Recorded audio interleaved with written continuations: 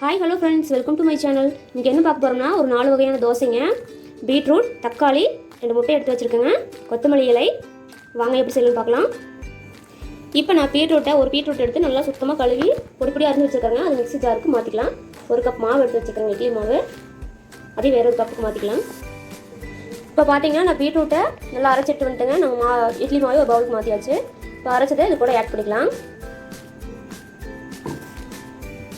இப்போ பார்த்தீங்கன்னா நம்ம ஆல்ரெடி இட்லி மாவில் உப்பு இருக்குங்க, இதை நல்லா கலந்து வச்சுட்டுங்க பீட்ரூட்டையும் மாவையுமே. இப்போ நம்ம தோசைக்கல் சூடானதையும் ஊற்றி எடுத்துடலாம். இப்போ பார்த்தீங்கன்னா கல் சூடாயிடுச்சு. நம்ம தோசையை சுட்டு எடுத்துக்கலாம். எண்ணெய் ஆயில் கொஞ்சம் போட்டுக்கலாம். இப்போ பார்த்தீங்கன்னா தோசையை மாவு ஊற்றி மேலே ஆயில் ஊற்றிருக்குறேங்க. இப்போ இது இன்னொரு சைடு திருப்பி போட்டுக்கலாங்க. இப்போ பார்த்தீங்கன்னா நான் இந்த சைடும் திருப்பி போட்டுங்க. வெந்துருச்சு, நம்ம இது வெளியே எடுத்துடலாம். இப்போ நம்மளுக்கு பீட்ரூட் தோசை ரெடி ஆகிடுச்சுங்க. அடுத்தது தக்காளி தோசை தாங்க. அதை எப்படி செய்யணும்னு பார்க்கலாம். நான் ஒரு தக்காளி எடுத்து மிக்ஸி ஜாரில் உள்ள அரைச்சி போட்டுக்கிறேங்க. அதை அரைச்சி எடுத்துக்கலாம். தக்காளியை நான் இப்போ பேஸ்ட் மாதிரி அரைச்சிட்டு வந்துட்டேங்க. அதை நம்ம மாவோட சேர்த்துக்கலாம். இப்போ நான் தக்காளி பேஸ்ட்டு இதோட கலந்து வச்சுருக்கிறேங்க. இந்த தோசை ஊற்றிக்கலாங்க. இப்போ பார்த்தீங்கன்னா நான் தோசை ஊற்றிட்டேங்க. நல்லா வந்துருச்சு. திருப்பி போட்டுக்கலாம். இப்போ பார்த்தீங்கன்னா நான் திருப்பி போட்டுங்க. இப்போ நம்ம தக்காளி தோசை ரெடி ஆகிடுச்சுங்க. அடுத்தது மல்லி. இப்போ பார்த்தீங்கன்னா இது கூடவே ஒரு துண்டு இஞ்சி, 3 பல் பூண்டு, ஜீரகம் ஒரு அரை டீஸ்பூனு உள்ள ஆட் பண்ணி அரைச்சிக்கலாம். இது கூட பச்சை மிளகாய் இருந்தால் உள்ளே ஆட் பண்ணிக்கலாங்க. என்கிட்ட இல்லைங்க. இப்போ நான் அந்த பேஸ்ட்டையும் அரைச்சிட்டு வந்து நான் இது கூடவே சேர்த்துட்டுங்க. நல்லா நைஸாக அரைச்சி எடுத்துக்கோங்க. இப்போ தோசைக்கல் ஊற்றிடலாம். பாருங்கள், நான் தோசை ஊற்றிட்டுங்க. மேலே ஆயில் விட்டுக்கலாம். இப்போ பார்த்தீங்கன்னா நான் தோசை ஒரு சைடு வெந்து போச்சுங்க. அடுத்த சைடு திருப்பி போட்டுங்க.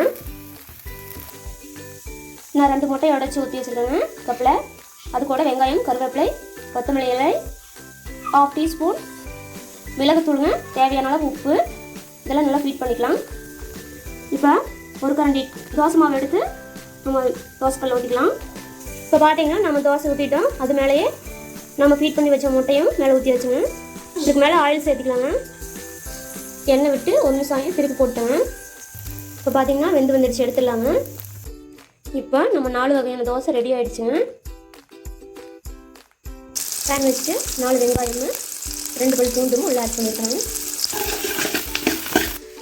இப்போ கொத்தமல்லி 1/2 ஸ்பூன், ஜீரகம் 1/2 ஸ்பூன், கருவேப்பிலை, இஞ்சி இதெல்லாம் உள்ளே ஆட் பண்ணிக்கலாங்க. கூடவே மல்லி இலையும் உள்ளே ஆட் பண்ணிக்கலாம். அதில் 3 தேங்காய் துருவல் எடுத்து வச்சுருக்கேங்க, அதையும் உள்ளே ஆட் பண்ணிக்கலாம்.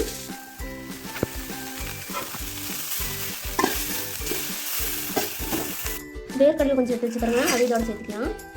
தேவையான உப்பு, 1/2 டீஸ்பூன் மஞ்சள் தூள், ஒரு சின்ன சைஸ் நெல்லிக்காய் சைஸ்லைங்க புளி எல்லாம் சேர்த்து மிக்ஸ் பண்ணிக்கலாங்க.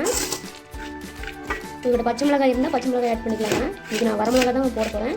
அவ்வளோதாங்க, நம்ம மிக்ஸி ஜாரி கொடுத்து அரைச்சி எடுத்துக்கலாம். அவ்வளோதாங்க, நம்ம கொத்தமல்லி சட்னி ரெடி ஆகிடுச்சு. இன்னொரு சட்னி வச்சுக்கலாங்க, பீட்ரூட் சட்னி. கொஞ்சம் ஆயில் ஊற்றி அதில் பீட்ரூட் நல்லா போட்டு வணக்கி எடுத்துக்கிறேன். இது கூடவே மல்லி 1/2 டீஸ்பூன், ஜீரகம் 1/2 டீஸ்பூன், மிளகாய் 3ங்க உள்ள ஆட் பண்ணிக்கலாம். இதை நல்லா ஆயிலில் ஃப்ரை பண்ணி வச்சுக்கலாங்க. இப்போ ஒரு கொத்து கருவேப்பிலையும் உள்ளே ஆட் பண்ணியிருக்கிறேங்க. தேவையான அளவு உப்பு போட்டுக்கலாம். அவ்வளோதாங்க, மிக்ஸி ஜாருக்கு சேர்த்து அரைச்சி எடுத்துக்கலாம். இப்போ நான் அரைச்சி எடுத்துட்டு வந்துட்டுங்க, வேற ஒரு கப்புக்கு மாற்றிட்டுங்க. ஒரு தாளிப்பு பிடிச்சிக்கலாம்.